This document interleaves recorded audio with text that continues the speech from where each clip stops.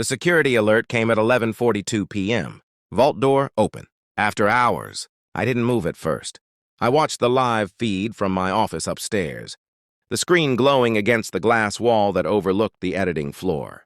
The vault camera flickered for half a second before stabilizing. She stepped into frame. My wife, black coat, hair tied back, moving carefully like someone who didn't want to be remembered by walls. Behind her, him, her business partner. Too close, too comfortable. He leaned in and whispered something that made her smile. Not a polite smile, not a professional one, a private one. I muted the audio. Silence always tells the truth better. They keyed in the secondary code, mine, the one I'd forgotten to change. She thought I trusted her. That was the first mistake. I didn't storm downstairs. I didn't call her name. I sat in the dark and watched my marriage reduce itself to a transaction. $50,000 worth of footage. Rare archival reels collectors would kill to own. A quick off-ledger sale. A fast payoff. They thought they were stealing film. They were stealing the last illusion I had about her. And the moment the vault door closed behind them, I stopped being a husband. It didn't begin that night. It began weeks earlier. Late calls she took on the balcony. A new password on her phone. The word opportunity repeated too often. 50,000. She said it like it was freedom. We deserve to expand, she told me over dinner one night, pushing pasta around her plate. You're too cautious. Cautious. I built this studio from nothing, cataloged every reel, restored every frame by hand, and suddenly she needed speed. She introduced him at a networking event. Tall, clean suit, expensive watch. The kind of man who shakes your hand while measuring your weaknesses. This is Daniel, she said. Daniel smiled at me like we shared a secret. We didn't. But they did. I started noticing the way her body angled toward him in conversation. The way she'd defend his ideas before I could question them. Small things, microfractures. At night, she'd turn her back to me in bed, her phone glowing against the sheets. Once I woke to her whispering, I know he won't find out. Silence after that. When she saw me watching, she said it was a supplier from overseas. Time zones. Excuses travel well. I didn't accuse her. I observed. I cataloged, like film, every glance, every delayed reply, every time she avoided my eyes when I mentioned the vault. The betrayal wasn't loud. It was methodical. Just like me. The investigation began quietly. I installed a secondary camera in the vault, hidden inside a ventilation grate, off-grid, my own system. I mirrored her phone to a secure server. She never noticed. She wasn't careful enough for that. There were messages, encrypted app, deleted threads, but nothing is ever fully erased.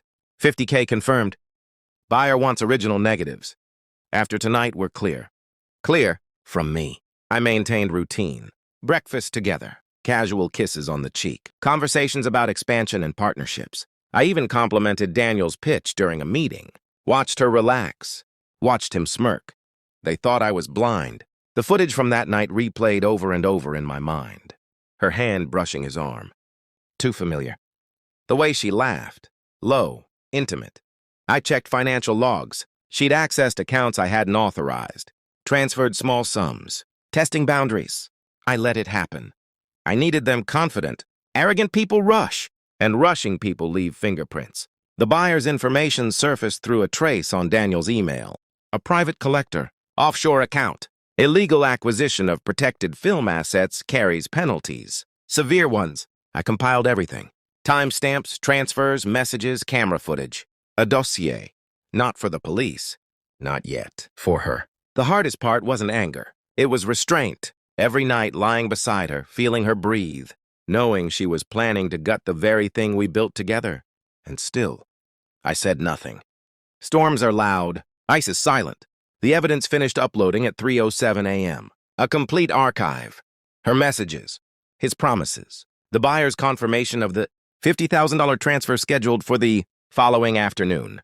They were hours away from finalizing the sale. I made coffee. When she came downstairs, she looked radiant. Almost relieved. Big meeting today, she said.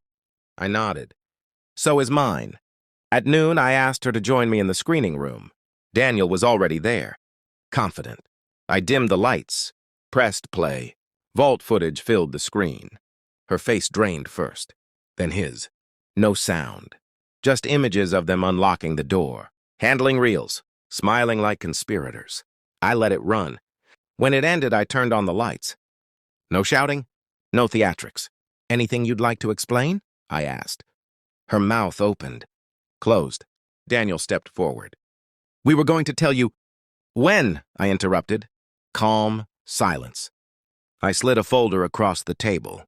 Printed messages. Transaction logs. The buyer is under federal investigation, I said. Attempting this sale would implicate both of you. Her hands trembled. His jaw tightened.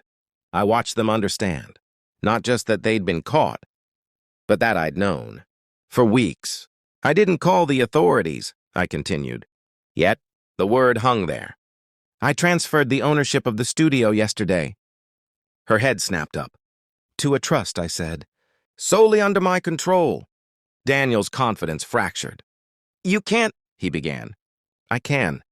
I slid another document forward. Divorce papers. Pre-signed. I filed this morning. Her breath hitched. You're destroying everything, she whispered. No, I said softly. You tried to. I turned to Daniel. The buyer received a copy of your messages. He backed out. His face went pale. That 50,000? I tilted my head. Gone. I stood. You wanted fast money, I said. You wanted freedom. I walked to the door. You're free. No police. No screaming. Just exposure. They were left with each other. And the knowledge that every step they took had been anticipated. The house is quiet now.